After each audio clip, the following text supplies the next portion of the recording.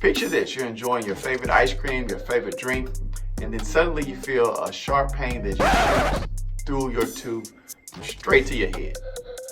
You're like, yo, what is that? That might be a sign of dental infection. But what exactly is a dental infection? Let's break that down right now. At the root of every tooth, we have a small space called a root canal. Inside this canal, we have tiny nerves and blood vessels that keep our teeth alive and healthy. But when bacteria invades this space, it can lead to an infection that's similar to like termites. They find little small holes or crevices and then they just spread and go out everywhere. These little bitty invaders, called bacteria, enter the tooth through cavities, cracks, or even trauma. They multiply and create toxins, leading to inflammation and infection. So what are the common signs of a dental infection?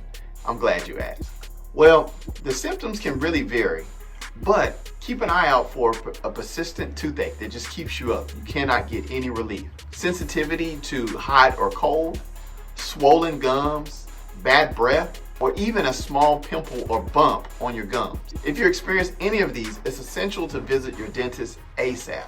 Now, you might be wondering, how do we treat this type of dental infection? Let's get into it.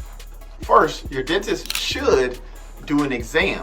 This exam is going to kind of help dictate what type of care you need, because all teeth are not restorable. So just because you have a tooth and you have an issue, it doesn't necessarily mean that it's going to be fixed. Sometimes these teeth they're so far infected or so far gone that cannot be salvaged. So after the clinical exam and pulp testing and just kind to see whether the tooth is reversible, healthy, irreversible, or necrotic, in some cases you will have one extraction, or you'll have a root canal, or you'll have a dental filling.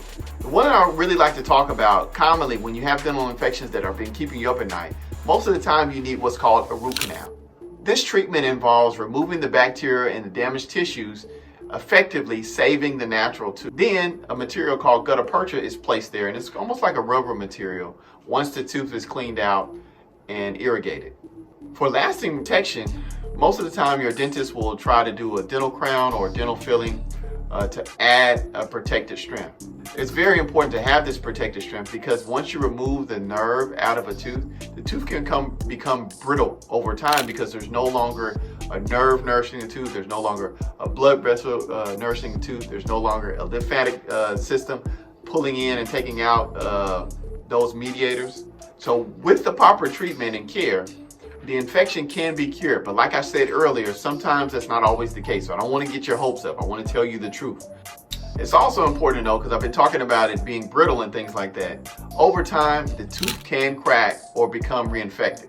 So just because you have a root canal today doesn't necessarily mean in 10 years, 15 years, we may have to do something else, or there may need to be some other type of care.